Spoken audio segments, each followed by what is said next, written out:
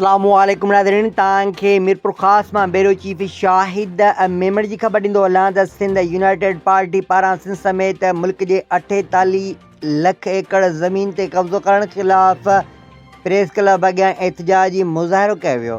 उन मौक़े ते मुज़ाहिरे खे ख़िताब कंदे अॻुवाणनि मोहम्मद ख़ान मरी, लाला अज़हर पठान, उबैद बंगलानी, शौकत पंवर, समीर लेगारी, वाजिद लेगारी, अली मुराद शर, यासीन पंवर, लाल बख्श लेगारी, आबिद कौरी ऐं ॿियनि चयो त सिंध जी ज़मीनुनि मथां कब्ज़ो कंहिं बि सूरत में क़बूल नाहे।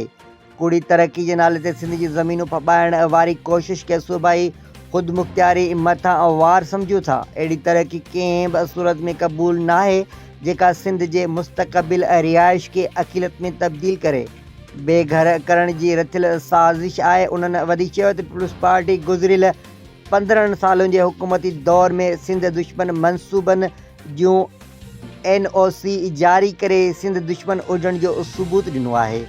13,60,000 एकड़ सिंध जी ज़मीन खे कूड़ी तरक़ी जे नाले ते जारी करण बि सिंध मथां हथ संदनी मुलविस आहिनि। उन्हनि वास्तेदार अख़्तियारनि खां पुरज़ोर मुतालबो कंदे चयो त अहिड़े मनसूबे खे फ़ौरी तौर ते ख़तमु कयो वञे। ॿी सूरत में अहिड़े दुश्मन मनसूबनि ख़िलाफ़ सॼी सिंध में एहतजाजी तहरीक हलाई वेंदी।